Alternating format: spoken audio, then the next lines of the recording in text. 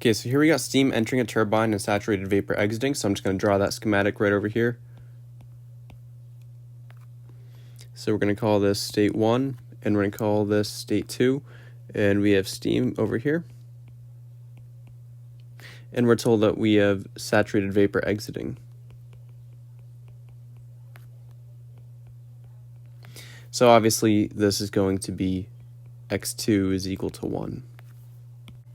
Now we don't know what the quality is at the inlet, but what we do know is that the pressure at the inlet is equal to 2 megapascals, which by the way is equal to 20 bar.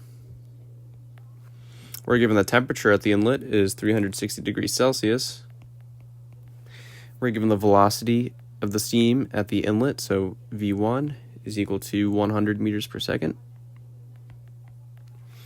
And we're told that the z height at 1 is going to be 3 meters higher than the z height at 2. So the inlet, so let's say it's somewhere up here. We'll call that z1. It's going to be 3 meters higher than whatever z2 is. So that's z2. So we're going to just say that z1 is equal to 3 meters. And z2 we can just call 0 meters when we get to that. We're told that at the exit, P2 is equal to 0.1 megapascals, which is 1 bar. It's multiplied by 10 if you didn't know. And V2, the velocity at 2, is equal to 50 meters per second.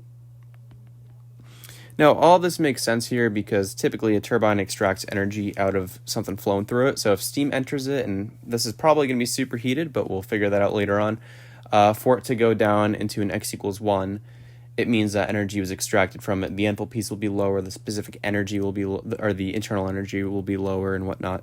So yeah, so then Z2 is equal to 0 meters. Now, as far as the mass flow rate goes, because we have one inlet and one outlet, we conserve mass here. So m dot 1 is equal to m dot 2, which we can just call m dot. So m dot 1 equals m dot 2, which is equal to m dot, and that's equal to 15 kilograms per second. And then we're told that the power of the turbine is 7 megawatts, which, by the way, is 7,000 kilowatts. Just multiply it by 1,000 once again. We're told that the acceleration due to gravity is, so we call it g equals 9.81 meters per second squared. And then a few things we need to find here. So we need to find the inlet, so, or the area of the inlet, so that's going to be some number, meters squared, as well as the heat transfer, so Q dot actually is going to be in kilowatts, so some number in kilowatts. All right, so to find the area of the inlet, so remember the formula of m dot is equal to v dot divided by specific volume. So mass flow rate is equal to volumetric flow rate divided by specific volume. Now you can rewrite this by saying that m dot, the mass flow rate, is equal to the velocity. So that's just v, we'll call this, I guess, v1 times a1 divided by v1, and m dot is going to be constant here, so we'll call it m dot.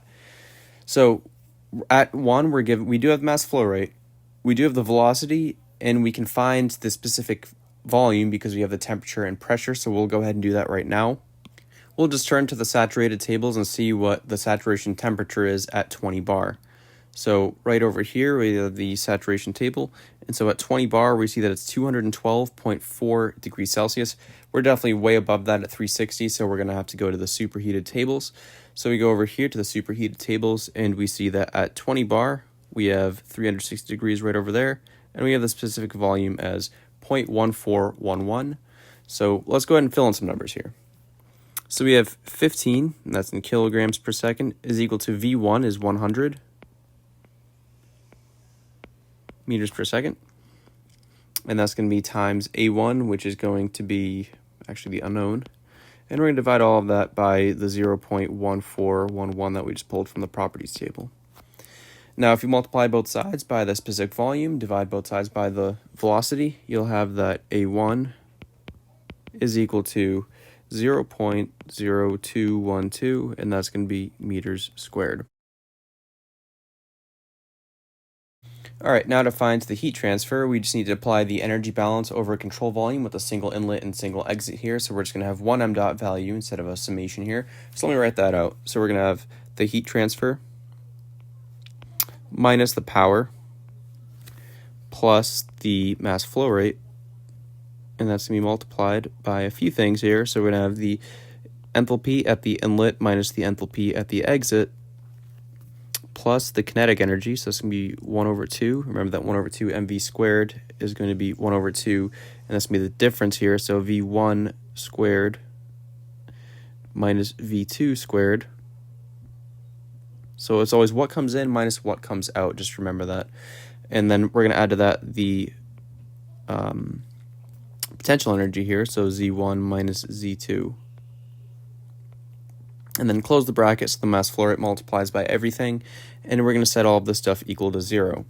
Now we pretty much have everything for this formula to solve for the heat transfer. We have the power, we have the mass flow rate, we have the velocities, the gravity, as well as the inlet and outlet elevations.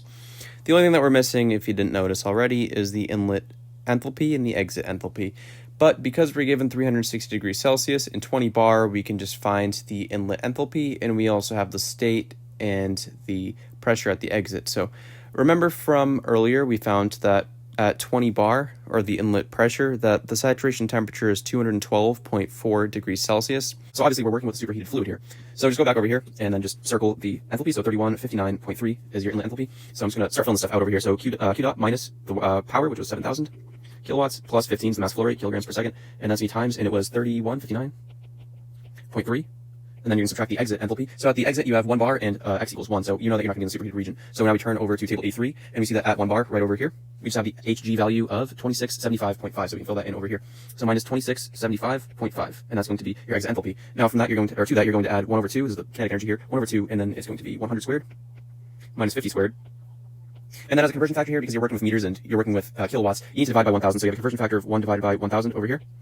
And then you're going to add the potential energy, so plus 9.81. And that's going to be times the inlet minus exit, 3 minus 0, z1 minus z2. And again, you're going to have the conversion factor to kilowatts, so 1 divided by 1,000. And then close bracket, and all of that is equal to 0. Now, if you plug this into a calculator, and you just move q to the other side, and just eventually make everything a negative, you'll just find that the heat transfer, q dot, is equal to 313.7, and that's in kilowatts.